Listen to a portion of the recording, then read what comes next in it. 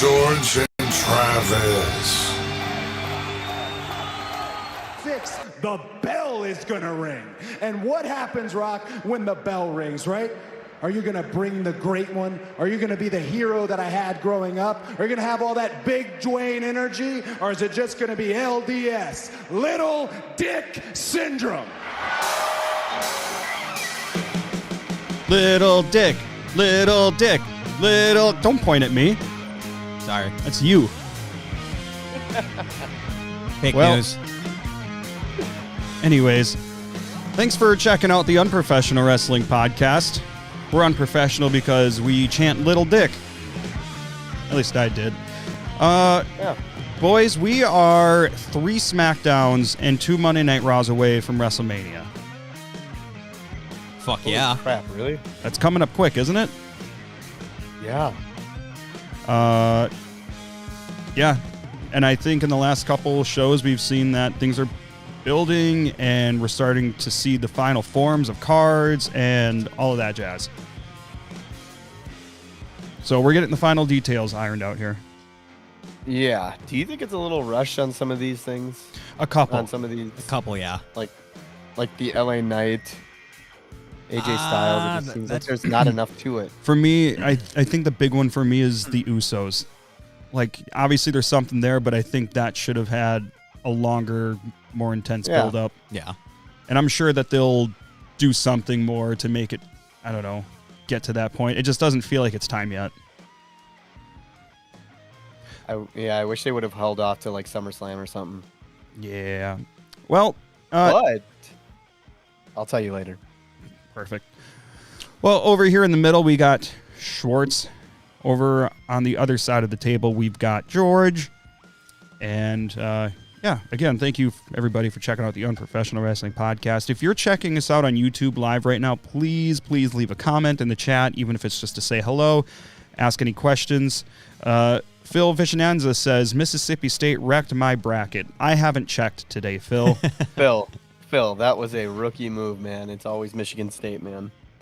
Always Michigan State? Yeah, round one. I don't know shit about Michigan basketball. State. I don't know shit about basketball whatsoever. Keep it that you way. Dribble and shoot it. You kick field goals. I mean, there are field goals, to be fair. Do you kick them? No, dummy. Can you, though? I love to sport. I don't know if that's... Would that get you a penalty if you try to kick it into the hoop? It'd be a kicking call. Yes. Oh. It's a dead ball. Oh. It's not like volleyball where you can use your feet? Can you headbutt it? Ooh. I don't think you can try to headbutt it, but it would still be a live ball if you headbutted it, yeah. Interesting. We'll workshop this. We'll get all the clarification. Well, we got a lot to get into as usual, so let's get into the news. And our first story today is there is a Bray documentary. There's a Bray Wyatt documentary coming out on April 1st, which is this, nope, not this coming Monday, but the Monday after, on the Peacock. You should know that, though, because it's the day after your birthday. You should know that because it's the cock, and you know cock. Anyway. Well, it's an April Fool's joke. That's what it is. Ooh, that'd be a terrible one. That'd be a bad one. Oh boy. And Cheeto's up on the table. Hey, Cheeto. Trying to get away from Regal. So there was a trailer that came out for this documentary. It had Bo Dallas narrating the first part of it. It looks really good. There's a couple cool snippets that they showed, like what the Fiend's costume is going to look like when he returned. So it looked like there was a plan to bring the Fiend back. And obviously, unfortunately, that never happened. But that's what it was shaping up to. And yeah, that should be exciting to watch. Yeah, I know that they're gonna have a lot. It's gonna be probably very emotional. You're probably gonna get hit in the feels a lot, but I think they'll do him justice. Mm-hmm. Oh yeah, because nobody has talked more highly than the WWE of Bray Wyatt. So I think they'll do him justice. Absolutely. Totally changed the game creatively, in my opinion. And definitely, the Fiend at this moment is my favorite character probably of all time. Mm-hmm. Especially, I liked the Fiend over Taker. I liked him over Kane. I liked him over any of the other, like, I don't know, Mystique like type of characters or whatever. Boogeyman. He's coming to get you. Boogeyman is in the new 2K game. I played as him last night. There's a guy named Brian Anger, and I beat his ass with the Boogeyman. Who's the one person you've used the most? Punk. It's got to be Punk. Well, Punk's not. Oh, yeah. Oh. I downloaded like a custom-made CM Punk to use in career mode because Punk doesn't come out until May. Yeah, was his name was the guy that you used a lot named like Brock Bresner? That's what it rhymed with. Brock's in the game. You just can't play as him. But he's in the career mode and the WrestleMania mode. Anyways. Bray Wyatt documentary. April 1st on the cock. Raquel Rodriguez was apparently taken off of the active roster. Not sure if it's related to the medical things she's been dealing with or whatever else. But so that's unfortunate because they were giving her a hot return, even though at Elimination Chamber she was getting booed. Outside of that, though, it's still a bummer. So we'll wait to see what ends up being the deal there, and hopefully she can come back sooner than later, of course. Next up, Darby Allin. Darby Allin was set to be climbing Mount Everest very soon. A couple weeks ago on Dynamite, post-Sting retirement match, he made a promo basically saying something along the lines of, I love you guys in case I don't make it back from Mount Everest or whatever the deal was. Last week on Dynamite, he had a match. He broke his foot. He's no longer able to climb Mount Everest as scheduled. So I totally saw something like this happening because of the wild ass stuff that he does. I'm honestly surprised he didn't hurt himself going through the glass. His back was when he did that fucking gnarly. That was a wild spot. I'm surprised he didn't break his back. Pretty ballsy, considering you're trying to climb Mount Everest soon. Yeah, why don't you chill out? You're just beating your body up before you go thousands of feet above sea level. Yeah, that's a weird one.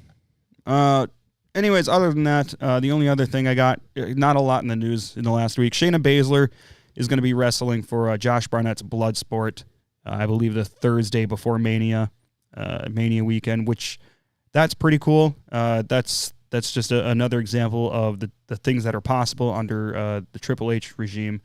But I mean, this happened in NXT here and there too. Like I remember Adam Cole or whoever else going to wrestle for like Progress when they were NXT. So it was an Evolve. Yeah, whatever. But WWE owns Evolve, right? No, they have a partnership with Evolve. They don't own Evolve. I'm pretty sure they have a very high stake, which means they're basically the owners. I'd have to look that up. I don't know if Evolve even exists anymore. No, I think they're gone. All right. Well, on to SmackDown. Let me ask you guys. What did you think of the opening segment of SmackDown with The Rock? The song or what was your takeaway from the entire thing? Okay, yeah, George, you go first because I mean, poor Mama Rhodes for one. Fucking poor Michelle. Talking about beating the living hell out of Cody with a leather belt, giving it to her. It's like that's just I haven't seen like a promo like that in a long time. Sure. Okay. And then I got thinking like, what about Cody's brother? And then the next day, there's a video on X of Dustin saying, fuck The Rock. With 2 title belts in his hand. Yep. And it looks like they're his title belts, like his camp, I guess. I don't even know. What do they call it? His factory? He's got a training school. Wrestling academy. Gotcha. Yeah. I was going to get into that. I have a feeling that they're going to bring in You think he brings in Dustin Rhodes, or is it Gold Dust? Honestly, I feel like this is a family affair kind of thing. It's going to end up being something like that. Unless there's some sort of special thing set up between WWE and AEW, I highly doubt it, but it would be really cool to get more of the family involved with it. Mm-hmm. Then you kind of got the Rhodes family and the Inoue family, and I could get behind that. The Anawahi family. Yeah, whatever, man. Words. It's okay. But you know, did you see the whole saga with the Sting thing where AEW asked if they could get some WCW footage and WWE pretty much said, nah, fuck off. I saw other reports that said they never even asked. So I don't know, but I just feel like if they couldn't get Sting stuff, then I doubt they're gonna get Dustin for a night. WWE had Billy Gunn for the Hall of Fame while he was under AEW contract. Right, but I feel like AEW probably has a bad taste in their mouth right now. Time will tell. Yeah. Your thoughts? Yeah, we'll see. Schwartz on that segment. I loved it. I loved the theme. I know for a fact that Triple H is listening to the fans, because all I've seen on X Twitter is that people wanted that theme music so bad. I wanted it so bad. It just puts him in a different, a different level with that song. Right. Because you just think of his old Hollywood Rock, and that Hollywood Rock just gave zero shits about anyone. And I think that's exactly what they needed. Yeah, that was very rad. No doubt about it. Tiny thing on the side, though. When the hell has he become the final boss? Have you heard? Did you hear that? He made it official a couple weeks ago. They dub him as the final boss. What the hell has he done other than his past, which is just whatever. It's good. He's never had a final boss level. I see more Roman as a final boss level than The Rock. I see it as you have to beat Roman, and then you get to The Rock, which is the final boss. You got Solo, Jay, Jimmy, Roman, then The Rock. It's like, if there isn't a match with Cody and The Rock down the road, why are we saying the final boss? I also think that maybe he's considering himself the final boss because he is on the board of TKO. He has a level of power. I think he considers himself a boss of the company, and maybe that's where final boss is coming from. Yeah. I just don't see him as a final boss. I mean, his title and everything, but I see Roman as a final boss more than I do The Rock. Like, I like the way that he actually dubbed himself when he first came back, and he called himself the High Chief. I like that more than the final boss. It just sticks better. Well, so getting into SmackDown here. Basically, it opens with The Rock. His sweet-ass entrance that we saw the week previous with the lightning and all that jazz. He comes out, his normal music's playing, and then stops on the stage. Music switches over to Hollywood Rock. Rock is, of course, being cheered as the music settles down, as he usually does. He then starts to mention about how he talks shit in every city he's in normally. But he's not going to do that in Memphis. He won't talk trash about Memphis because of how much Memphis means to him. This is where from this point on, The Rock could have said or done any shitty thing. He could have taken a bag full of newborn puppies, lit it on fire, and punted it into the crowd, and they still would have cheered him. I wouldn't go that far. Holy fuck. No, you are 100% right. That, I don't understand why the hell they did it this way, and nobody can convince me that most of that promo was not a babyface promo. He tried. I could see he tried to kind of poke a little bit, but also not like just completely shit on him. Yeah. No, saying good shit about Memphis was not the way to do it. You're obviously not going to get the reactions you want. At that point, it was over with after he said that. It wasn't going to matter. Yeah. He wasn't going to get booed no matter what he did. He should have said something like, it's unfortunate I have to come back to the shit city. I had to get out of here in order to make myself successful. He would have got booed, and then people would have been reacting the way that they probably want them to react to Rock. So there's that. And he talked about how he was home and all that. So that was very no bueno. He introduces some local musicians and says he wants to sing a song. And of course, he sings a song, badmouths Cody and Seth and the Crybabies and yada, yada, yada. I mean, he got some boos here and there at this point, but it wasn't discernible, and it wasn't overall. He had more cheers than anything. The singing gets done. Rock makes fun of Cody crying about not being able to give his dad the belt when he wins. But, of course, he's still able to give it to his mom, as he talked about in the promo on Raw.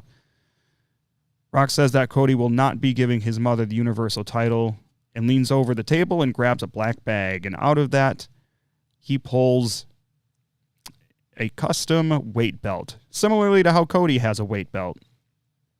Mm-hmm. So he's talking to Mama Rhodes. Now he's talking to Michelle.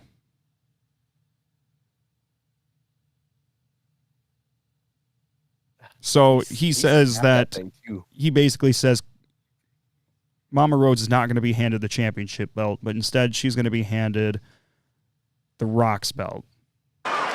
Mama Rhodes is going to be a belt just like this. And The Rock is going to take this belt and he's going to beat your son. He's going to beat the piss out of your son, and The Rock is going to make your son bleed. He's going to tear his skin, tear his flesh, and he's going to whoop him. He's going to whoop him like a dog over and over and over again.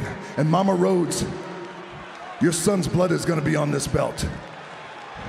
And when that Rock is done whooping your son, and Roman is done beating your son 1, 2, 3, The Rock is going to take this belt full of your son's blood, and he's going to walk over to you. Mama Rhodes, The Rock needs you sitting in the first row so the world can see.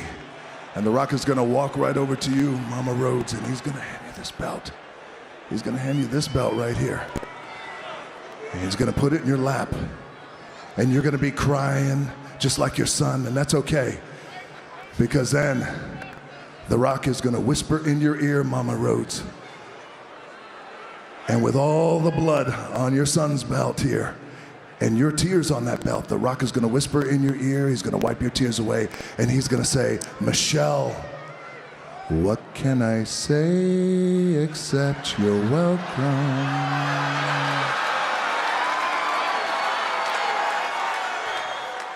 So, yeah, that was obviously like the shittiest thing he said in that whole promo. The only thing that wasn't much babyface promo.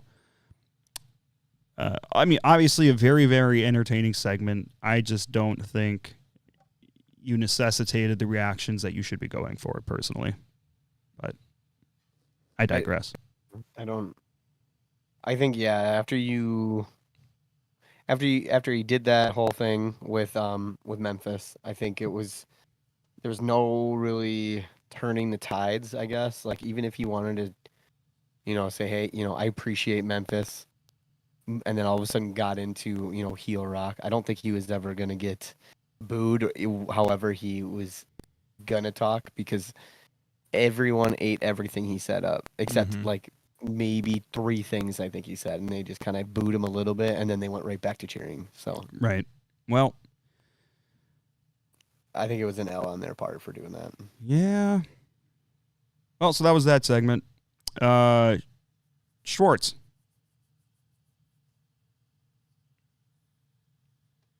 Oh yeah. So I didn't realize that this the tag tournament, or I didn't even know that the tag team turmoil match, or like the 6-pack challenge for the tag team belts at WrestleMania, I didn't realize it was a little tournament style. So unless I missed something, I don't think it's that way on Raw. I think it is. I did just about doing it, but then they stopped.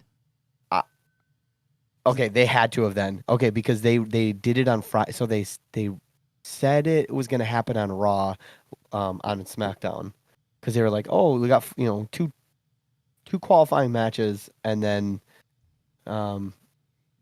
they just didn't work out like that. So I don't know. So there were 2 qualifying matches on SmackDown, which the first one was Legado del Fantasma versus LWO. I'm over it. I'm over those 2. They need to get those 2 specifically, or the groups. The groups need to be done with. They need to move on. I understand you're trying to build this to WrestleMania, but it's just like, I think we've seen this, these 2 groups feud for what? 3 months, 2 months, something like that. I'm okay with them feuding. They just need to put more fire into it. And I mean, it's not like they don't have the talent to do it. They got Santos, they got Ray, they got Carlito. Oh my God, yeah, the talent's great. It's just seeing LWO versus Legado del Fantasma. It's just, I don't know. I'm just like, meh. I'm not really invested because I've seen it 15 times. It feels like every week. Yeah, it's the same thing. It's a different iteration. Week. Yeah, it's a different iteration, but it's the same group. So, this was a little different because it had meaning to it. So it was LDF versus LWO. Winner goes on to the next round into the finals to face someone to go to WrestleMania. The match was good. It's always good with them. They're high flyers. They do great work. They know each other very well. But they ended up, it ended up going back and forth. They're doing great. And it ends up being Legado wins after, they do they like threw him up and did like a fucking kick to the gut. That was sweet. And I was like, where the hell did that come from? That was the only thing that like I thought it was like the coolest thing on there. So they win, it was decisive, but correct me if I'm wrong, I'm pretty sure LWO got the jobber entrance and one of them did. One of them did. Yeah, and it was Legado. They got the real one. Yeah, and there's been a lot of things saying that Raw keeps going over time or whatever, so people keep getting jobber entrances. I don't want to speak too much to it. Nobody knows if it's true. It's just a rumor, but I did notice that I've too. Seen it. Which is like, it's like, where do you put them then?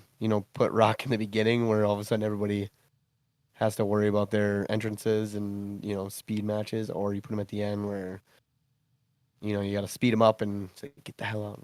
Let's go home with it. But I kind of thought that's how it was like a couple weeks ago on Friday, where like after Cody slapped The Rock, I thought someone's gonna go on, and then there's just stare down and then black screen. Yeah. So they do keep saying that Rock does. He works the crowd, that's why he takes so long. Is that a lot of the stuff that you see, he's working the crowd and he's saying stuff to him. Obviously, that's not part of his promo. So, adds on a few extra minutes and kind of screws everyone over. So, after that, Kayla Braxton's out in the walkway, and she says that she has an interview with someone, and she kind of looks up and waits for a second, and LA Knight's music hits, which popped everyone. I don't think there's a time that LA Knight's music hits and nobody pops. Oh, of course. That is great music. He's over. Yeah. Yeah. Over.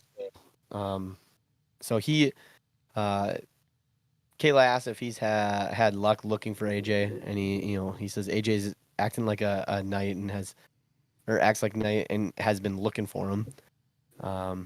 And he kind of references like, hey, you go to Australia, you make the time, you make the effort to go to Australia, but I can't find you when you're in the States. Pretty much anywhere anywhere we go. But he makes the challenge for WrestleMania. I'm talking AJ Styles. I'm talking LA Knight. Yeah. And I am talking WrestleMania. Yeah.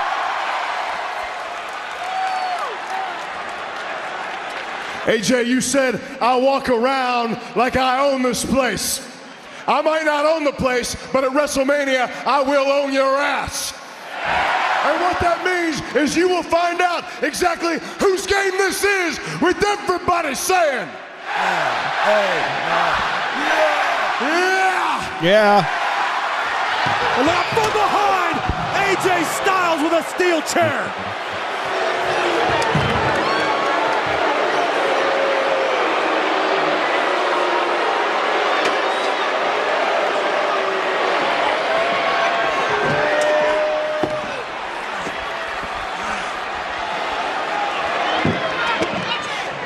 I accept.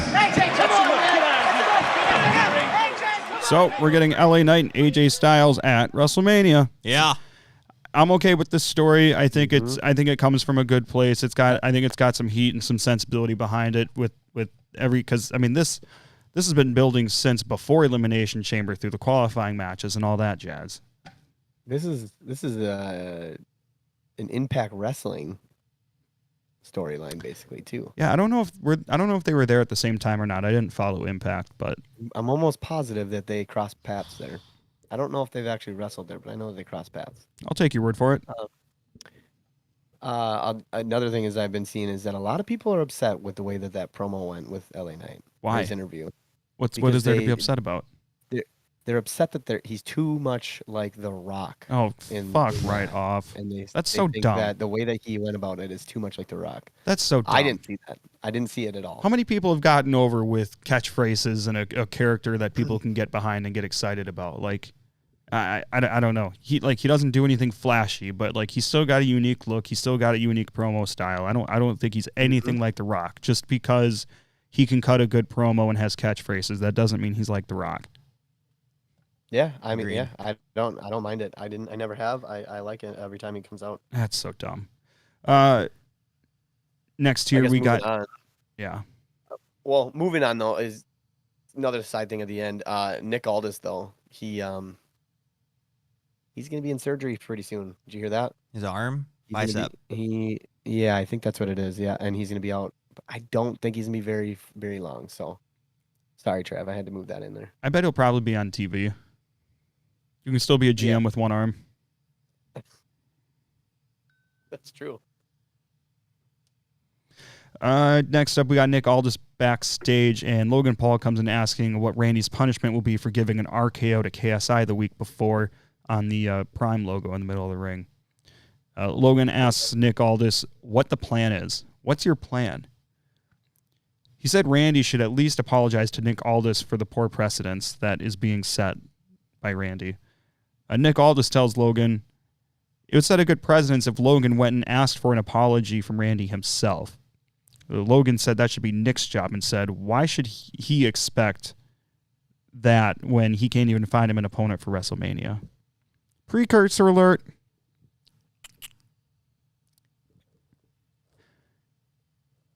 Next, Kayla Braxton approaches the Bloodline backstage, scares the shit out of Paul Heyman. He screamed. Is that where you got that idea, motherfucker? I walk out of the bathroom before this. I knew George was here. Did you see this, Schwartz?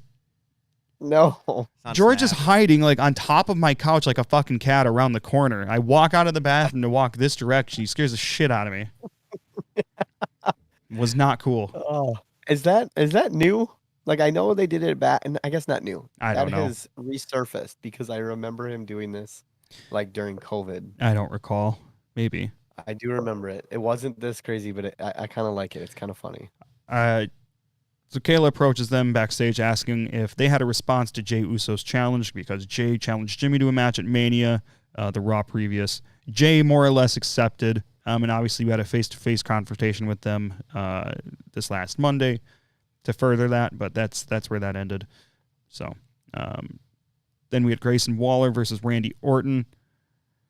Austin Theory at ringside, Logan Paul on commentary. Orton pins Waller for the win. Theory takes out Randy after. He starts holding Randy just off the floor in a way so Logan Paul can take a shot at him with his knucks. Owens comes out to make the save. Owens hits a stunner on Theory, catapults, and Randy hits an RKO on Theory. Logan Paul escapes the ring. Kevin Owens tries to help Randy up, and Randy almost hits an RKO, not realizing it was Kevin. Then we had Nick Aldis come out. Logan, So sorry to interrupt. I just wanted to follow up on our meeting from earlier. A couple of things. First off, were you able to get that apology from Randy, or no? Okay. Secondly, I've determined your opponent for WrestleMania. I'm so sorry. I misspoke. I've determined your opponents for WrestleMania. You will defend the United States Championship against Kevin Owens and Randy Orton in a triple threat match at WrestleMania. That's exactly where I thought that was going to go. I'm glad we're getting that triple threat match. You've already got that story built in with KO. You've already got it with Randy, everything kind of stemming off Elimination Chamber, so I think that'll be an absolute banger of a match. Was it last week that we talked about it? I'm pretty sure I called it for a triple threat match. I don't know. Yeah, I think you did. I'd have to get the replay. I don't know if I like the triple threat match. I would kind of rather see Austin Theory or Grayson Waller in there too. One of them. Nah, because Randy and Kevin are so close right now. They're in a weird close relationship. They'd be one hell of a tag team. that would be kind of cool. Yeah. So it's weird seeing them. Weird seeing them technically go against each other. How fucking awful was Austin Theory's sell off the stunner? Terrible. It took him 10 seconds to jump up from the stunner. That was not good. Getting so much heat on X. That was not good. His excuse was he was trying to jump over Randy Orton after the stunner because he knew that the RKO was coming. That doesn't make sense. I don't know. Anyways, I'll find it. Schwartz. Also, I want to point out before I keep going, the fucking cat mask is above you guys. Who the hell put that behind you? He also covered up the title with this stupid ass Yeah. Drew McIntyre shirt. I've been catching myself laughing at that. It's a part of the set now. I guess that's fine. I guess. Guess what's holding it up? What? A bottle of bourbon. Oh, it's brandy, stupid. Is it? Yeah. I can see it from here. I gotcha. Anyway. I mean, I could put it back on. No, I'd prefer you didn't. Okay. Anyways, it cuts to Kayla Braxton. She approaches Jimmy and Paul. Is it just those two, or is Solo with them too? Solo. No, that's what I was referring to earlier when she scared the shit out of Heyman. Yeah, I know Heyman was next to him, but I didn't remember if Solo was with. Yep, But it was Solo and Jimmy and Heyman. So she scares the shit out of him, which is funny. But Kayla asks if the Bloodline have a reaction to Jay's challenge, and Jimmy grabs. Did I not grabs just the talk mic. about this? Yeah, we did. But I'm just saying, do you see that? I know you did, but I'm saying Jimmy grabbed it. Do you realize that he kept saying he was the older brother? Yeah. They're twins. Unless am I are they older not by 2 twins? minutes? Yeah, That's it's probably just one of aren't they those actual things. Twins? It's probably just one of those things that the older twin hangs over the younger twin's head. I'm older. I don't know. Okay, feel like you because hear that I a was lot. like, am I missing something that they're maybe a year off, but they're No, I they're don't think you are. they're fucking twins. Okay, because I was racking my brain the whole time and I didn't even think to look it up. I'm guessing that's where that's coming from. Okay. But yeah, where are we at? Damage control After backstage. Waller and Randy, we had damage control in a backstage interview. Yeah, no, they had the interview. Dakota says she's going to break Bailey, and it's all her fault because this is all basically stemming off of what Bailey created. So it's all coming to her, and she's taking the flack for it. So they had to cut Bailey loose in order to grow, and it's going to send a message to the roster. I think I heard her say chicks, so I have a feeling she did that on purpose. She did. So there's little things to that where watch out for the chicks. The real feud I can really get behind here, it's not Io and Bailey, it's Bailey and Dakota, and I hope they keep it up with between those two. I hope Bailey wins the title and then we get Bailey Dakota, because there's a lot more for me to sink my teeth into if Dakota's a part of that. Io can't talk. We're not going to get any promo out of Io. Io needs a mouthpiece, but I'm much more interested. The whole faction does. Well, yeah, I'm just much more interested in Dakota and Bailey over Io and Bailey personally, but that's just me. Has Dakota ever got a push? Or she's about to, it seems like. I mean, this damage control thing has been most. I don't want to say most. I mean, she did pretty well in NXT, but obviously she's going to get a lot more, or she was getting a lot more out of the damage control even without being in the ring. So, I mean, I think she tried to get push in NXT, but then she got called up, and that was the whole like her, going after Tegan Nox and taking her out. But I think they called her up at that point, so it was kind of done. But okay, yeah. So it moved on to again Legado, but I guess I don't know. I always think Dragon Lee's technically LWO, even though he's not. I don't know. More of an acquaintance or alliance or whatever. I don't know. Yeah, probably. I don't think technically a part of it. So they had a match. There's really no reason for it other than that when Legado attacked him for it. So I would imagine this is the match that's set up after that. They attacked Dragon Lee, and attacked Dragon Lee backstage, and Dragon Lee gets a win over Angel Garza the week previous. So Santos wins with the Phantom Driver, which again I think LWO interfered, and then somehow he rolls in and does the Phantom Driver. I didn't like that finish. I would rather have had someone like Elektra Lopez like interfere or something. Yeah, it was just kind of like eh. But hits him with the Phantom Driver despite Dragon Lee taking out the rest of Legado on the ringside. Legado starts to attack Dragon Lee, and Carlito actually comes out to make the save, and he does a couple back crackers, and then all of a sudden Rey Mysterio comes out and makes the save. Rey takes the mic and challenges Santos to a match on SmackDown tomorrow. So we'll see that, and hopefully this feud is. You think Rey? You think Rey is gonna wrestle at WrestleMania? Yeah, they're gonna take this to Mania, no doubt. Oh yeah. What do you think the match is like? What do you think they do? They do 1-on-1? Do you think they do a whole group against the whole 4-on-4? I was just gonna say that I think they do like a 4-on-4 or something. Do they cut Carlito out then? Or No. do they put Dragon Lee in there? I don't There's think 5 on LWO though. I mean, somebody would set out. I think it's Carlito and Rey have to be there because they're your two like notable names in the group. Mm-hmm. But Dragon Lee has been getting all this shit, so That why do they doesn't just matter. set Dragon Lee out. I mean, he just lost clean, so I mean, he doesn't have any momentum coming out of it anyway.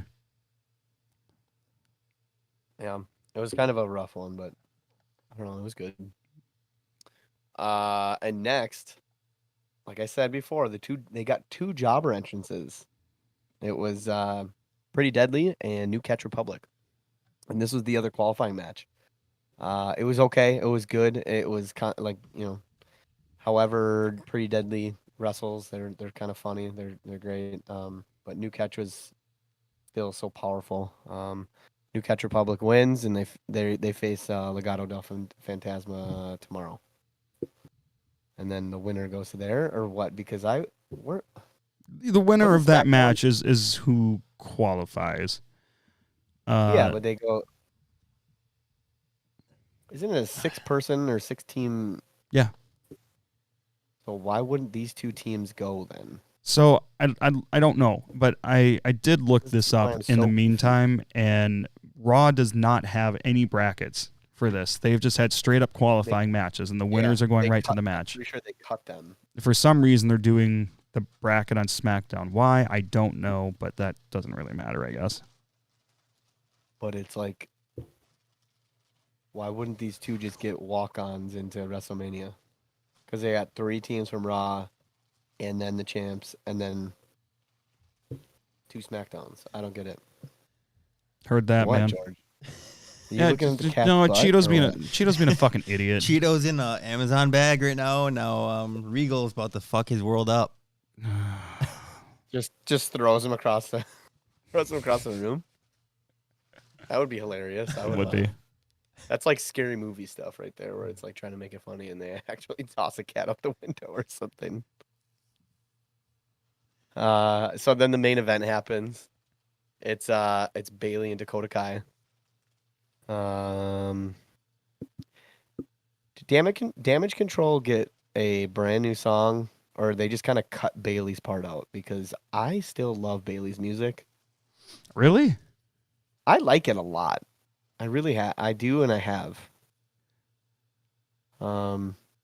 Damage Control's music just seems like they just kind of cut out the part with Bayley's, and they're fine. Otherwise, it's, I don't know, kind of seems like they might have redone it. I mean, Bayley still, had her music she's had since before Damage Control, and the same music they used as Damage Control, so. I don't know. I like it. But match starts and Bayley throws Dakota out the ring and is confronted by Io, Kyrie, and Asuka, and they run in. And Bayley punches him. Io nails Bayley, essentially, after, it was a good match, but they ended up DQ. Naomi ends up coming out to help Bayley, but Damage Control is too much and tosses her out the ring. Io does the moonsault onto Bayley, and the show ends with Damage Control over Bayley. So that was SmackDown. I did hear that everybody kept asking for EST. So Oh yeah, think- she Yeah, wasn't I on think- SmackDown at all. I was waiting for her to come out, but There was nothing with Jade So- either, I noticed. Not that I expected her to come out and save Bayley, just, they've been showing these little contract negotiation or contract signing teases for way too fucking long. mm-hmm. Let's shit her get off the pot. Or I Yeah, don't want to let's see move along. or I don't want to see her again until Mania. I Or have been seeing she's been trolling a lot of people on X. yeah, or she's on both Raw and SmackDown spending time with Nick and Adam every week before she finally makes her decision. I don't know. That's a better storyline. Where than do you she's guys doing think now. she's gonna end up? I think we talked about this. I think SmackDown needs her more than Raw does. I'm pretty sure didn't she sign with SmackDown, or at least No. they said she was going to sign her contract. They teased it a couple times, and then it ended up not happening for whatever reason. So Yeah. she's not signed with any one particular brand as of yet. I'm saying Raw. I mean, they usually do that with the bigger stars. They'll just put her on Raw. We'll see. And then, moving on, we got Monday Night Raw coming from Raleigh, North Carolina. The show started with Cody walking out of his bus with Pharaoh. Pharaoh was wearing a bandana that said, "The Rock is a cat." Gotta love that. First action we see, not really action, but first actual segment. Jey Uso comes out into the ring, cuts a promo, states his brothers are there, and calls out Jimmy. Jimmy and Solo make their way through the crowd. Jimmy gets in the ring, and they have a stare down. Jey states that regardless of what has happened, he misses his brother. He tells him to come back. Come back to him. Come back to me, Brother Oos. Jimmy says he never left, and it was Jay's decision to leave. Jimmy makes mention that Jey left and had all of these accomplishments, but says it's because of him. It's because of Jimmy that Jey could do all these things. Jey says the biggest moment of his career will be his dream match where he'll knock the yeet out of Jimmy's ass. Yeet. And he punches him. Solo distracts Jey, and Jimmy gets him with the super kick. Cody comes out to make the save. Yeah. I just hope that this feud heats up quite a bit more before Mania, because at this point, I know it's going to be an amazing match. I just don't care enough about it. Then we go backstage. Adam Pearce is upset while he's on the phone. Paul Heyman comes up to him to apologize for Solo and Jimmy going into business for themselves just now, and it wasn't approved by the final boss or the tribal chief. Heyman claims that Roman made Jimmy and Solo leave the arena after that.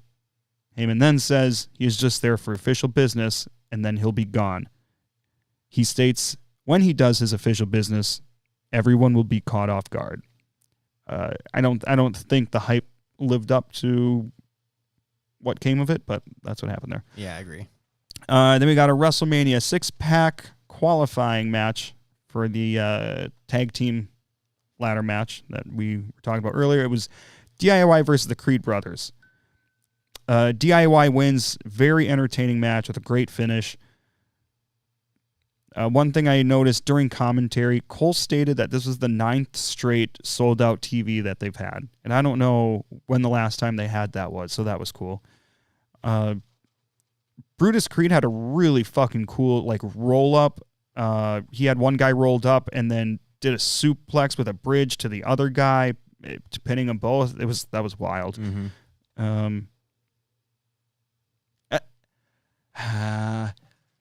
I don't like how much cock and balls you can see when the Creed brothers are wrestling.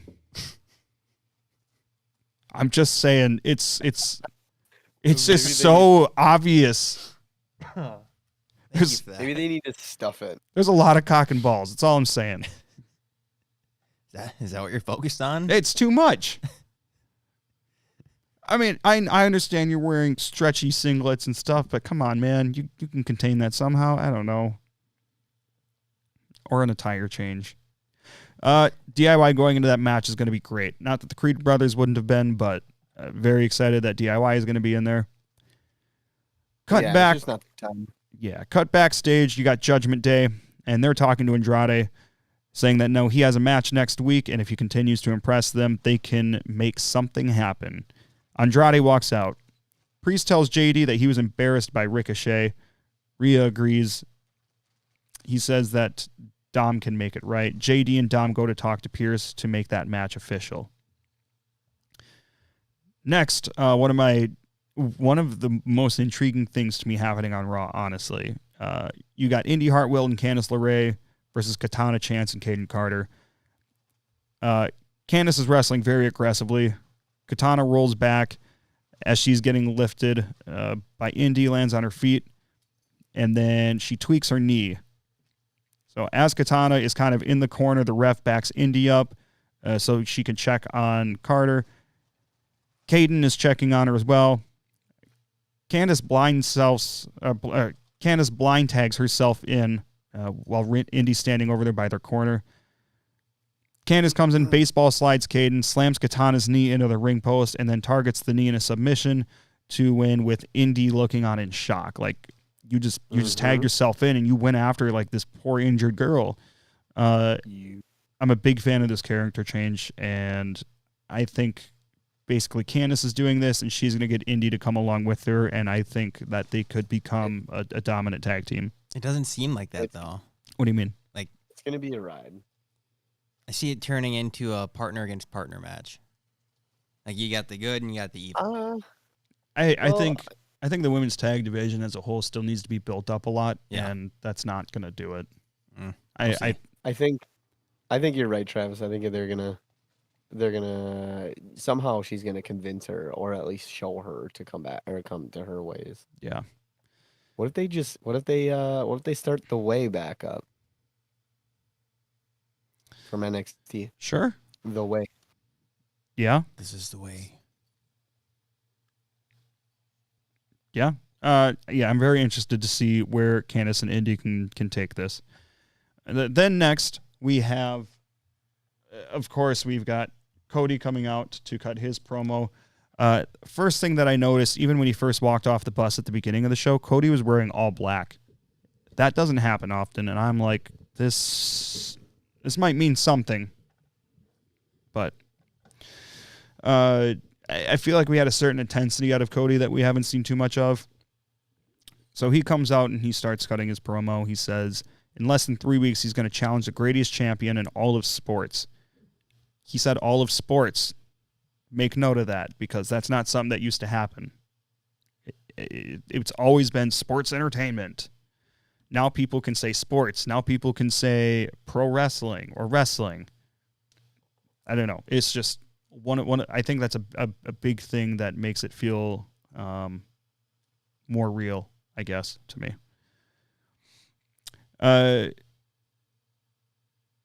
Cody goes on to say that there are combustible elements with this whole situation, specifically The Rock. Cody mentions The Rock's Insta post where he called himself the greatest heel. Cody says he doesn't think The Rock is a heel. He thinks he's an asshole.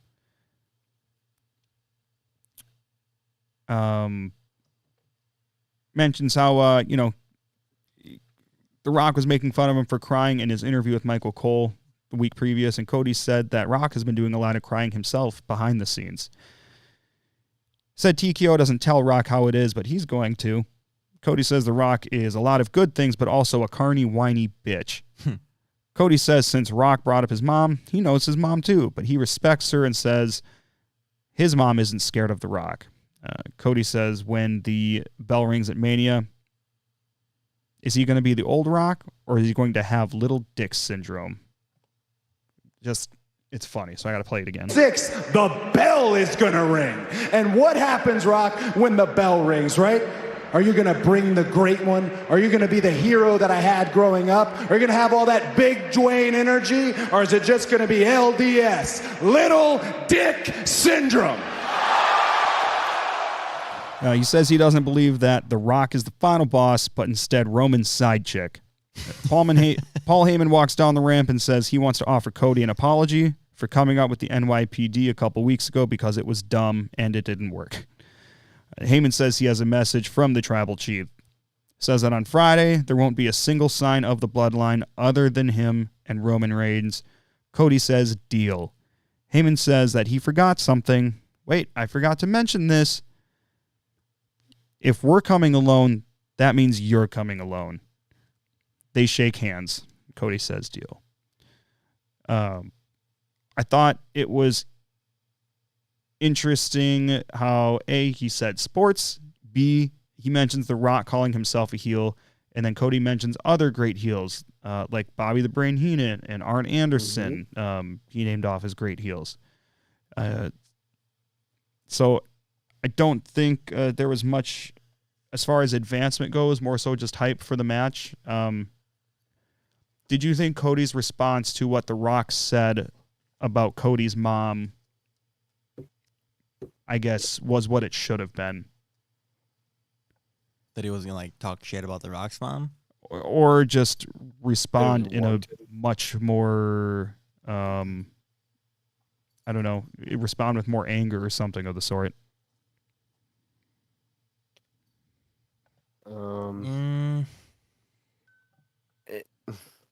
I think it's warranted though. The Rock keeps bringing in all this family drama, and Cody never even wanted it, so it's more of it's kind of like poking the bear, and Cody's coming back. So I'm okay with Cody taking the high road on this. I think a lot of people expected more of a Cody's gonna stoop to the level. No, not necessarily that. Just be much more angry about what he was saying about Cody's mom. Don't you ever talk about my mother that way again, or I'll kill you. I don't know, but just something along those lines rather than let's talk about your mom. I respect your mom. Just the weirdest comeback. But I thought it was fine. I like that Cody the babyface took the high road. He's like, dude, that doesn't hurt me. I mean, it saves face when he does that, and I don't know. Then it gets weird when you're like, well, your mom, and then you start going back and forth about each other's moms. They did it for a little bit, but I don't know. It's not going to look good when everybody keeps going back and forth about their moms. Couple comments. Phil says, Cody Rhodes, man of the people, grandson of a plumber, understands the common man, wears suits all the time. Shut up, Phil. Colton Ashley said, heck no, Cody needed to bring it and should have been more aggressive. I think either way would have been fine. I think they tried to get more aggression out of him with that promo. He said swear words, guys. He said asshole, and he said bitch, and he said little dick. He said butthole too. Butthole? When did he say butthole? No, I'm just kidding. Oh, I'm just I was glad hoping none that of it was got true. censored out. Yeah. True. Yeah, they censored some stuff out that The Rock said. So, but I think different network too, and I think I have a feeling that he's probably going to get more aggressive. Probably in like the last week or two. Yeah, last week. Yeah, I'm curious to see what this whole thing looks like with Cody and Roman tomorrow night on SmackDown. Do you Is think Cody slated for tomorrow? Yeah. Do you think either of them are actually going to show up alone? That's Cody has nobody. Yeah, he He's not gonna does. bring Seth. Seth and Jay? Seth and Jay. They both offered to help him. Oh, a 3-on-3 match. That'd be fucking wild. No. Cody's gonna be too humble, and he's not gonna. Not unless someone offers it up. The babyface is just gonna go by himself. It's not gonna. I think he's not gonna ask. I think they will be alone. Otherwise, one person's going to swing at the other, and the other people that said they would come to help are actually going to be there. Somebody's not going to hold up their end. Excuse me. Somebody's not going to hold up their end of the bargain, I think. It's going to be Solo. Yeah, somebody's going to be there. It's always fucking Solo. I think, all in all, The Rock has been overshadowing Roman, and tomorrow night is an 100%. opportunity to get Roman back up to the level he needs to be, because Rock has been creating all of the heat for this. If anything, this is like, this is the Cody versus Rock, Mania. If someone just walked right in, they'd be like, Right. this is Rock versus Cody Rhodes. This is right. So I'm glad. I hope tomorrow we see Roman build that heat for himself rather than The Rock fueling the fire, and that we can focus more on Cody and Roman just as the title match rather than the tag match. There are obviously like big implications for this tag match, but you can't make that more important than the title match. right, and it's starting to go that way. But it needs to be Roman from here on out. Yep, I agree. Obviously, we need to see Rock, but Roman needs to speak more. Roman needs to. I don't know. He just needs to do more. Roman needs to be the bigger star right now. Not sure that's possible, but Roman needs to take more of the driver's seat than what Rock is. Well, is The Rock scheduled for any more? Or no, Monday, or not this Monday, but I think it's the Monday before Mania. Rock is scheduled. He is. Did you guys see that Rock is? What did he say? He's out. He's gonna be out Filming from a movie. From May to like August. Right. Yep. And normally that'd be like, that means we'll never see him, but it sounds like he's going to be around somewhat frequently. Like he'll probably stop in. So this might go in all the way to SummerSlam of some sort. But something's gonna happen. Obviously, they're going to do Rock and Roman at some point anyway. So Yeah, something's gonna be up. But just want to let you guys know it's snowing here in Minnesota. Fuck, that means it's on its way. I don't think it's supposed to start for like several hours. 10, 11 o'clock. Yeah, we're supposed to get like 2.5 inches. We're supposed to get like 3 to 5 between now and like Sunday. And then Sunday is supposed to be like 9 inches here, and then Monday is supposed to be another 9. I'll show you 9 inches. I'll give you Anyways, three times. Cody's walking backstage after the promo he cut. He's backstage. He gets stopped by Jay. He says he knows Roman won't show up alone, and he can be there for Cody's help if he wants. And that was that. Next, we got Ricochet versus Dominic Mysterio. JD tries to go for the distraction, but Ricochet still got the upper hand on Dom, and he wins. They tried to attack him after the match, but Ricochet still got away, and he prevailed. What I like that they're kind of putting him in little spurts, but what are they trying to do with Ricochet? I'm very confused. Like, he's definitely not going to be a part of the of Mania at all. I know he's not, unless it's the Andre the Giant Battle Royal. Yeah, TBD. I don't know. I'm a big Ricochet fan. I really miss his old entrance music. Not. Yeah. One. The one and only one. Yeah. Dun, dun, dun, dun, dun, dun, dun. Okay. Oh. Yeah. Yeah. So that happened. Next we got Sami Zayn backstage. He walks up to Chad Gable to make peace after last week. Sami senses Gable is bothered by the loss, and he kind of like pokes the bear, like, what's bothering you? What's bothering you? Tell me. Gable says that the opportunity meant more than normal. That's why he's upset. Sami says that his kids cry too, and Gable isn't the only one that matters in this whole picture. He asks what the deal is with him. Gable says the issue is that Sami can't beat Gunther. Oof. Next, we got the Intercontinental title contract signing for the match between Sami Zayn and Gunther at WrestleMania. So they both come out along with Adam Pearce facilitating. Gunther states that this contract signing is the most prestigious in the entire history of the Intercontinental title, and he asks why the challenger is dressed like a bum. Gunther's wearing a suit. Sami states that the smug look on Gunther's face is pissing him off. Says 1 year after main eventing WrestleMania and winning gold, he'll beat the longest reigning Intercontinental champ of all time. Gunther says Sami should listen to Gable, who says Sami can't win, and Gunther looks into Sami's eyes, and he believes that Sami doesn't think he can win either.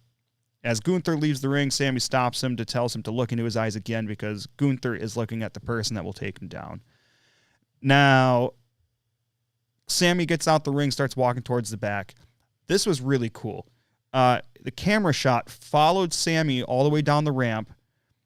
It didn't cut at all. Kept the same camera, just walking behind Sami, through the curtain, through Gorilla, through the backstage area, and Sami walks by Awesome Truth and DIY, and the camera stays with Awesome Truth and DIY while Sami keeps going. So Awesome Truth and DIY are standing backstage. Awesome Truth is about to hit the ring. Miz says all we got to do is beat, and Jinder Mahal and his boys walk by. R-Truth says, I feel sorry for whoever has to face those guys. And the one guy's hairy. DIY tries to tell Truth that it's him and Miz facing them, but they get interrupted by Miz, and he says, I'll tell him. And Miz and Truth are followed by the same camera through Gorilla and all the way through their entrance down to the ring. That whole camera thing they did was really fucking cool. Yeah. I don't think we've ever seen that before, and just another good production change since Kevin Dunn and Vince McMahon are no longer there. I really like that. They stuck on the same camera for probably the longest period of time in the history of Monday Night Raw. It followed Sami all the way out of the ring, all the way through Gorilla, backstage, stuck on this new group, and that same camera followed them all the way back out to the ring. That was rad. I mean, I remember them doing that one time when The Rock actually, it was like before he turned heel, but it was like right before he turned heel. They basically like security escorted him out, and he just roasted like 15 people before he left. He like walked out with a mic, and the camera stayed on him. Oh, is that when he started roasting people like backstage and shit? Yes. Dude, yeah, that was the donut at Rosie. Yes, that was it. That was the one.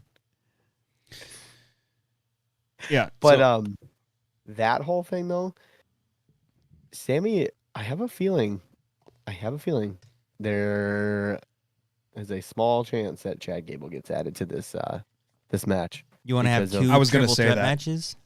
Yeah, fuck it. Why not? I mean, I'm not. Yeah, I'm not saying it's a bad thing. I see this going a couple different ways. Either Gable somehow finds a way to get added to that Mania match, or he ends up turning it to Sami's coach or something like that, because out of everybody, Gable has the most experience against Gunther for that title, and then maybe turns on Sami if Sami is able to win or something of the sorts. Yeah. Gable's still very much a part of this picture, and they're making that clear that Gable's not out. Gable's not lost on this situation yet. Mm-hmm. It just seems like I don't know if they're just like kind of milking it and just like, because yes, it is sad.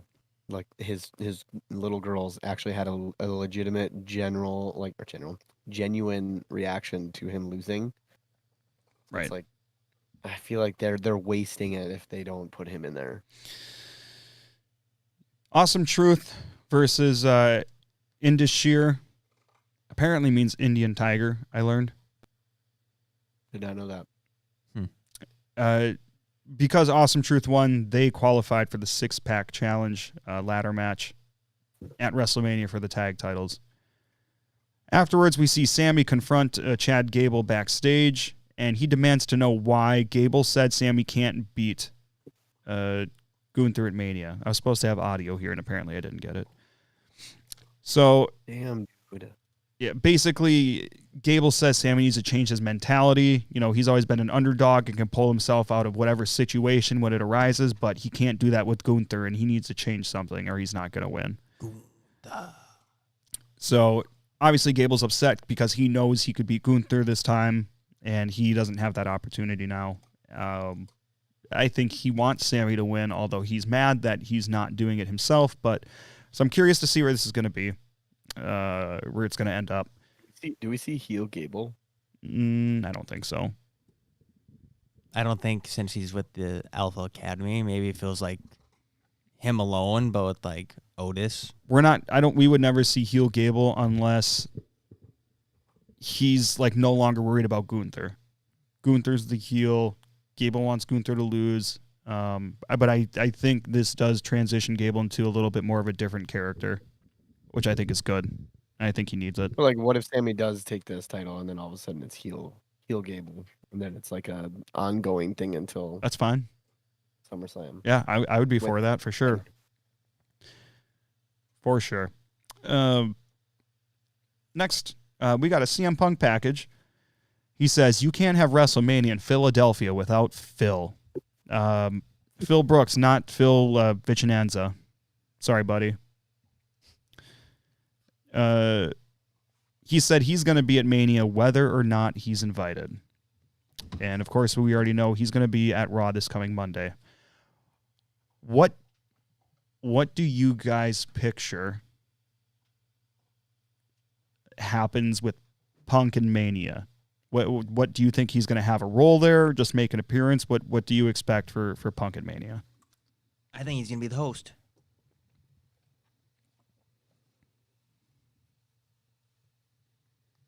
Can't hear you, buddy. I thought it was me. Oh, now I can hear you. That was weird. Yeah. I don't think that they give him the host. I think that because he's just like, I don't know. It doesn't seem like he would be put in that position. I think he cuts a really good promo, probably on Drew and Seth.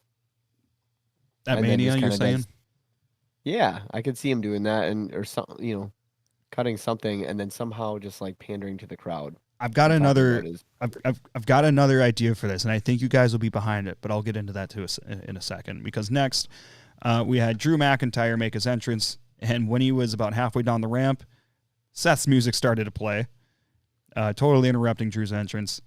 So they both get in the ring with microphones.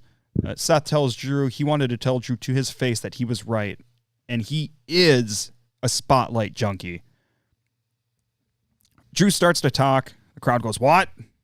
And Drew says, "Saying what means you're glad I took out Punk." And then, of course, there's CM Punk chants. Seth says him being a spotlight junkie isn't a joke. Every time he comes to the ring, it gets better, and he loves it. Drew says he doesn't want dancing, the joking, the laughing. He wants the passion from Seth, and he saw a little bit of it.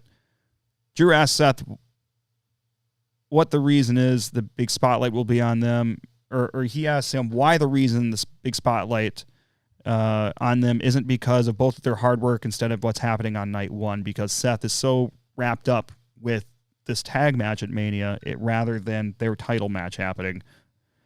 Seth says Drew is also a spotlight junkie, just like him, because he's been looking for it for the last 4 years. Said that after COVID, when the lights came back on, he fumbled the ball. And when the lights are bright, so is he. I feel like this feud is doing a better job of building McIntyre and Punk than it is McIntyre and Seth. Because obviously, I like that Drew keeps bringing it up to reassert his position as the heel and say, "Hey, look at your favorite guy. I took him out." But then the crowd, I think, gets a little distracted because now you got CM Punk chants, and now it doesn't matter what's happening otherwise. But do you, what? do you see Drew now winning this and then kind of waiting this out until CM Punk? I've said the whole time Drew's going to win, and he's going to feud with Punk the second that Punk's ready to come back. Yeah. Do you see Punk taking it off as soon as this feud happens? Not necessarily.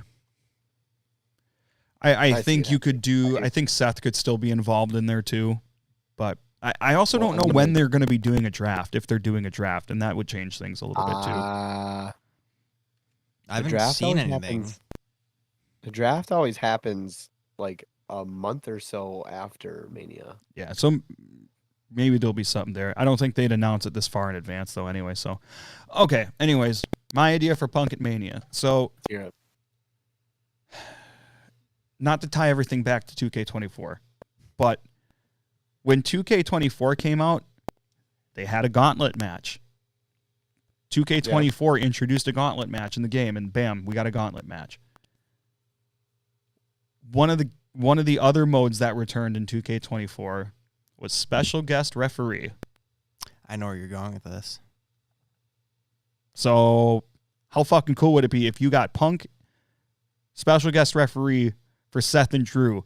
Because we've seen Seth and Drew at least a few times at this point now, even for the title. I think at least twice. So why not change it up by having Punk as a special guest referee? I've seen it. There has been someone that has. I kind of surf the web. And you know how to use the net, as the kids say. The net, the World Wide Web. I have seen that. I just don't know. You know that he has to. There's no way he's counting or doing. I don't think he's gonna do a 3 count. There's no way. If he's the special guest ref, he would though. Is he really gonna do a 3 count for Drew? Yeah, but okay. Oh wait, both of them fucking hate him. Exactly. That's what I'm saying. Like, there's no reason Punk has to not call it down the middle. He hates Drew more than Seth. He hates Seth. No, he hates them both. I think he hates Drew more than Seth. He's got heat with both of them. I don't see him favoring one person over the other. Please, Travis, show us how you get on the ground and count like a referee, because this dude isn't using arms, or is not going to not use his arms to count. Which arm is it? Is it right or left? He can still count with his left hand. It doesn't matter. You have to lean with the other one to do it. Yeah, he's not. You can't. He's not incapable of using his right arm. I mean, he was just working out without the sling on, yesterday? He's been rehabbing it the whole time. You have to hold yourself up. Which he can probably do. He's lifting weights with that arm. It's different than actually doing the whole movement, running around, getting in position. George, get on the table and show us how to do a 3 count. You really want me to? Yeah. No. But do it from behind, though. Face the fireplace. No. Why do you want him to do that, you fucking weirdo? I need to see your form. By form, you mean ass? Jeez. Hate you guys. Something he hasn't seen before. What? Yeah. Glad we had that conversation. Got him. Drew talked about how he's tired of the dancing and the jokes and yada yada.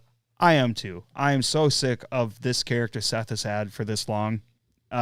Becky had her stupid big time Bex gimmick, and the second that could change back to the man, it did. And Seth has maintained this.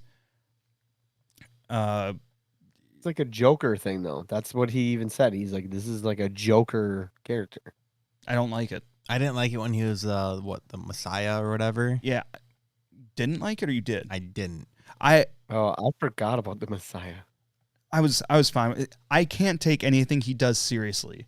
When he comes out to face off against somebody, or like Punk, for example, when he came out and did that face-to-face promo with Punk, Seth should have been pissed off. He should have been staring him down with a straight walk to the ring, not singing and dancing. I can't. So I could see him doing that in the beginning, but for like for like few seconds or a few minutes, and then all of a sudden just being completely serious. Because if you do see the Joker, obviously, I don't know how much you guys watch Batman, but Fuck yeah, dude. He jokes for a second, and then when it's really important, it's all business. If it's supposed to be like the Joker, I don't think they're doing it well. Well, He's not minus really the portraying face the character paint. the greatest. Yeah, I would like to see Seth get more serious, but that's just me. Yeah, because otherwise it's just gonna. Okay, so he loses the title in Mania to Drew. Do you see him doing a little time off and revamp in a new character? I think he's gonna take some time off. I think he's still. He should. I mean, I don't He's still got know. his back. And his knee. His knee's Well, I recent. mean, his knee, yeah. But his back, they still keep bringing his back up. But I don't know if it's just to say that he had his back injury, or is it actually like messed up still? I don't know. But Time will tell. He should take a long time off. I think Roman should lose. I think he takes a long time off. Mhm. I think Gunther should take a long time off. I think Roman all these already change- takes enough time off. Come on now. I do think I mean, that he's planning on. I do think Seth loses. I do think he goes away for a while. I think Drew carries on. His first big feud with the title is Punk, and then Seth comes back eventually. You think it's Punk that quick? Not right after Mania. I mean, probably like SummerSlam or something like that. Otherwise, Punk can still build a feud before he's ring ready, like Seth has been doing most of the time. So, yeah. But but there's no doubt that when Punk comes back, that's going to be his first feud. It's gonna be Drew. There's no way it's not. I mean, Do we want to see? Should we do a little thing next week and kind of say, hey, who like if champions are gonna be, in our opinion, champions are gonna stay, or are they gonna retain, or are they gonna lose, and then Yeah, sure. I mean, the title I don't know. matches I are feel like we all- should do something. I mean, other than the tag belts, I think the matches are all pretty set. So sure. And obviously we'll have think all preview shows and whatnot the weekend of too. Even if they're not, I mean, we're still like, maybe whoever still has that 24/7 title laying in their in their closet, maybe we can figure it out. I don't know who the last one was. Honestly, I think it was like Dana Brooke. Oh God. no, it was Nikki Cross. She threw it in the garbage can. Oh. And now she's going for her PhD. Oh, nice. Yeah. Or no, was it the girl from fucking the Viking Raiders? I don't think so. Nikki Cross was the final one. Okay, that's right. Won it on November 7th, 2022. And then it was discarded. We haven't had it in like a year and a half. Holy shit. We're getting old, apparently. Holy Wow. man. These times are going quick. You're going to be like 31 in a couple weeks. Yeah, I know. You are so old, dude. You are so fucking old. Dude, stop. I'm the oldest one here. Is that some gray beard hair? No. It is. I don't have see it. fuck you, you can't see it. It's on your I right can side. confirm it's on the goatee. No, it's not. It's literally not. Yeah, Are that's you, what I was are you looking at. dumb or blind? Or both? That's the soul patch. What's that thing that Josh used to say? Are you dumb or retarded? We don't say that word. Sorry. How do we redact it? We redact that word. There's no redactions. I'll say it again. We're doing it live, pal. Fuck it, we'll do it live. That old classic clip. So We need to bleep these things. after out. McIntyre and Seth, New Day versus Alpha Academy, which is Akira Tozawa and Otis. This was another six-pack challenge tag team qualifying match. New Day win. Then we see Becky Lynch backstage preparing for her match with Nia Jax. Liv walks up to her and says, "The night is all Becky's. Make sure you beat Nia's ass." Once again, we see Cody and Pharaoh. They're walking backstage. Kodo. Seth walks up. Kodo. That'd be a good name for a dog Yeah. or a kid. That you Kodo. What? Schwartz. Were You gonna and say Chris. I should name that. You and I should Chrissy name should have a kid and name it Kodo. Why- guys why are not you probably and gonna have a Kelly? child before I am. I literally what? Are you planning on having children? I don't know, man. Turns out Yeah, she's right, and pregnant. then- They got to cancel the wedding. I don't know. We get this. I get this Kelly's question pregnant. like every week, man. Same. That's all I get. Anyways, George the whole point was already. George already has 5 kids, and then he's just taking care of only one. yeah. The whole point. What? You probably had some wild nights you don't remember, man. That's all he's saying. Maybe. America, America. Cody and Pharaoh walking backstage.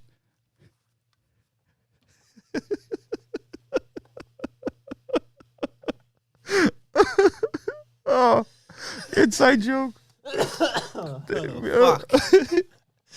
Cody and Pharaoh walking backstage. Seth walks up and says, Cody, Friday, 1-on-1.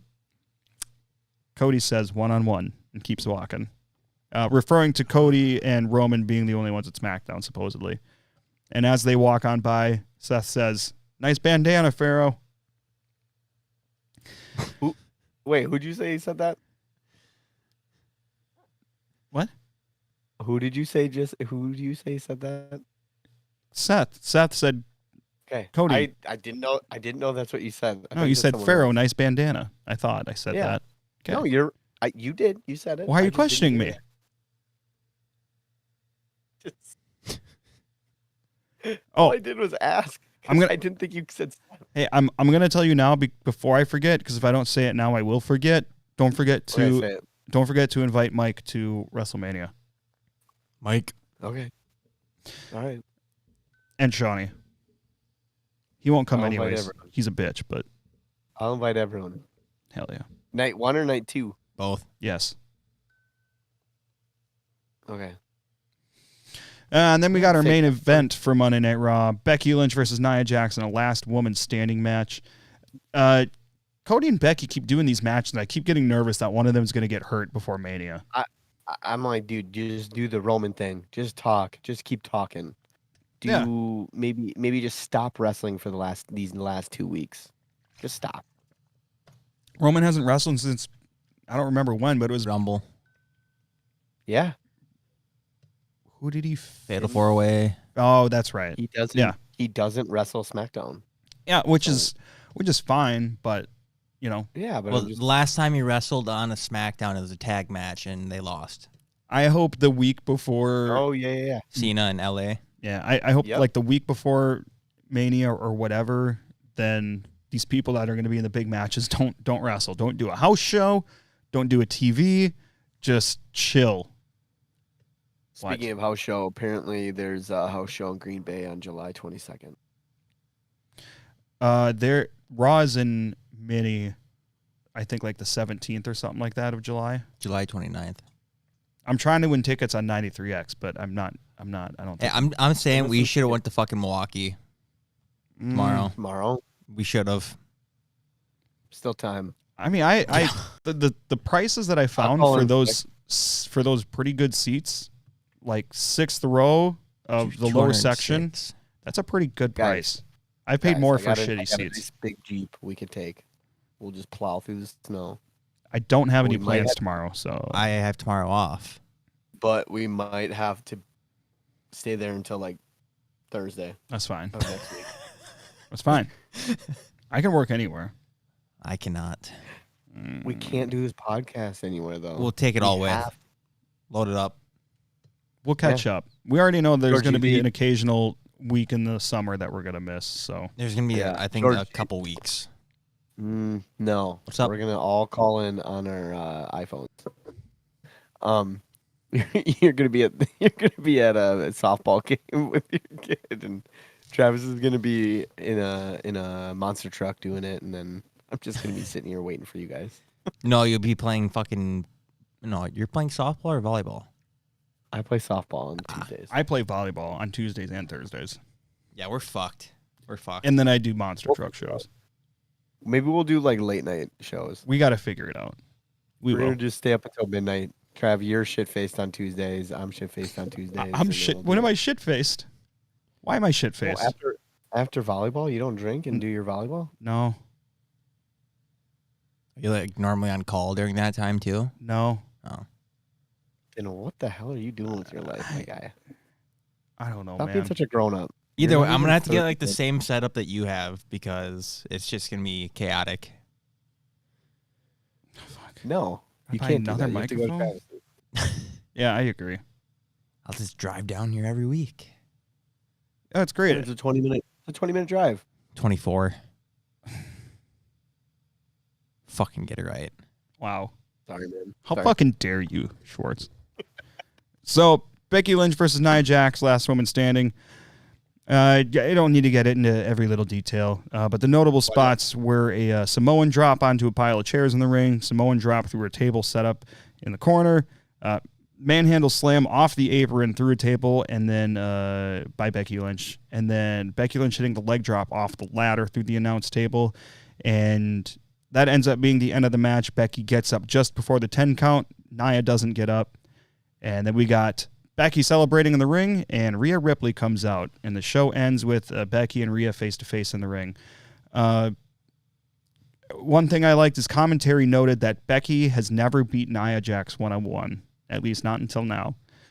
So that was a good stat. Put the odds up against her a little bit. Gave her some like legitimacy. Yeah. The crowd was super hot for this match. They were very into it the whole way through. And that was really cool. I know I say this, but I still cannot believe I'm enjoying a Nia Jax run in WWE. She's been doing a great job playing a big badass heel, and she is eliciting responses from the crowd. So I'm not sure if you, Schwartz, seen this on any like platform, but on Liv Morgan's Instagram, she had pictures of herself on a Heister forklift, and that she posted that Friday before SmackDown. No, I mean Monday before Raw. And I got thinking, I'm like, she's gonna come out in a fucking forklift, and she's gonna like hold down Nia Jax, and that's how the match is gonna fucking end. Oh yeah. Oh, that's kind of clever. I mean, You're a smart guy. sometimes. Yeah. Don't give yourself too much credit. I said sometimes. Mankind. One thing that I really liked about the ending of Raw and the ending of SmackDown, do you guys remember similarities between how those shows ended? Someone standing tall or what? Well, both shows ended with the women's title being held up. Oh, Really? yeah. Yep. Yeah, because EO got to put hers up, and then Rhea put hers up. Also, Rhea hasn't really done very much either. So other than Elimination Chamber match, and that was really it. Well, yeah, there's just nobody really for her to face before Mania. I mean, she's gone through everybody beneath her on Raw, and now we're finally gonna get her against a bigger star. They've clearly been keeping Becky and Rhea separated this entire time on purpose, just to get to Mania. So they did that. It sucks because Rhea's gonna lose because it's Becky. I don't want her to lose. Did you guys see that thing with Cole and Pat Yes. Pumas? You what? didn't see that? What? What was it? What fucking match was it? Was it Ricochet? I think so.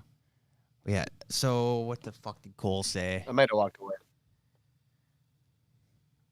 I don't remember. We'll have to send it to you. Yeah. Yeah, because I saw it today too, and it was pretty fun. I like how they've been showing like a camera of some like funny moment or something that Pat and Michael Cole have, and they post it online. That's been fun They're to giving the watch. commentators like a lot more fucking space to do like their own thing, and it's Yeah. And that's one thing that Michael Cole has mentioned in interviews too.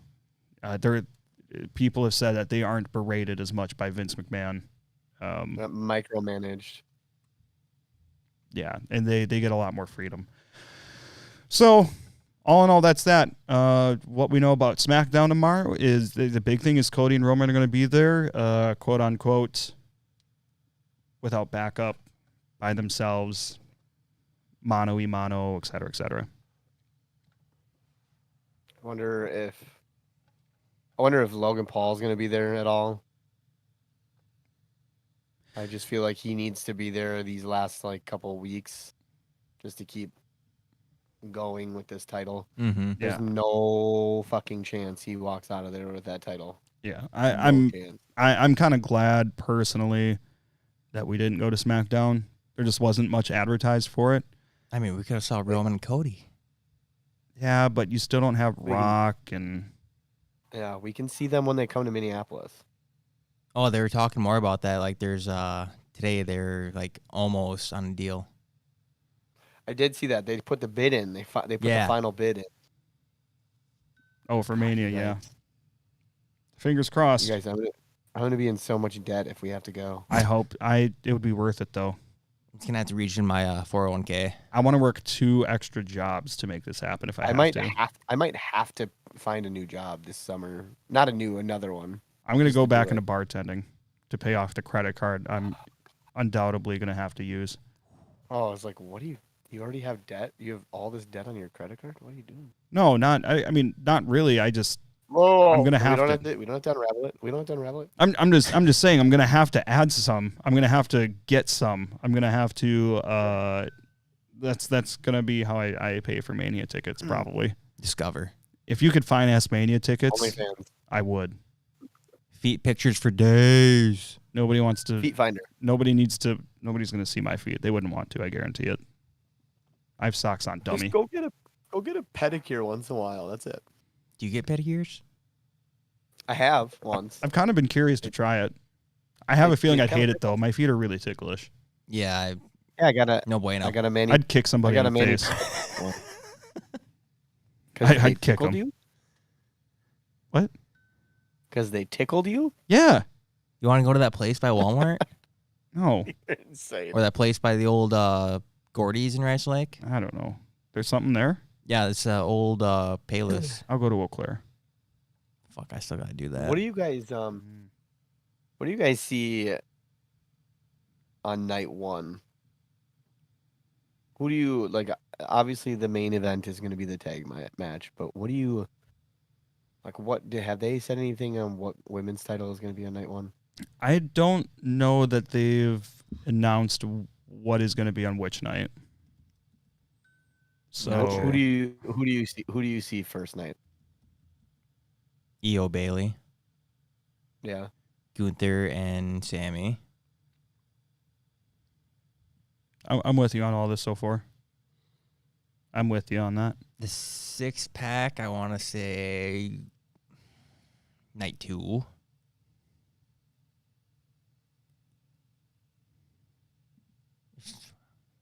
do you see the women's title being on like a kickoff show? No, No. definitely not. Not at all. You don't No. see them being in at all. No, I don't think any of the titles are going to be on the kickoff show. They're all big enough. I got you. I just don't see any build for that, other than What did I read today that they want 7 and 7 on both nights, like 7 matches. 7 and 7. Uh-huh. Yeah, I suppose since they're like 5 hours total. They'll probably be 4-hour shows. If I had to guess. I mean, they've been. I mean, they're definitely shorter now that they're 2 nights. Too early to tell, but it'll be interesting to see how they shape it before we get there, and I'm sure we'll know more probably next week. And they'll probably start announcing which night is going to be what pretty soon here. So Very soon. outside of that, did we have any other final thoughts or anything? No, Negative. I'm ready for this. Nothing. I'm ready for everything to kind of get better. Well, SmackDown tomorrow night. We'll see what's going to happen between Cody and Roman Reigns. I don't believe The Rock is going to be there, but if he is, I'm going to be pissed we didn't end up going. SmackDown is in Milwaukee tomorrow night. Like I said, we got 3 SmackDowns and 2 Monday Night Raws left to go. We are very close to WrestleMania. We're very close to doing some punishments, filling out some scorecards, and me winning the Bootleg Championship belt from Schwartz. We still need a table. We'll find a table. Walmart. We'll figure that out. And that means we're also very close to a couple WrestleMania day of pre-shows, prediction shows, and that'll be fun. So outside of that, we'll get more details on that as we plan it out. Otherwise, we'll give you all the old salute here.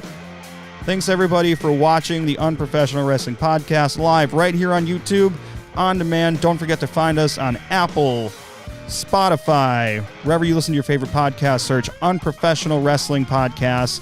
And also don't forget to find us on Facebook and X. On Facebook, just search Unprofessional Wrestling Podcast and you'll find us there. And I'll put our tag for the X account right here on the screen. Take note of that. Thanks, everybody, for checking out Unprofessional Wrestling. We'll see you next week right here. Adios.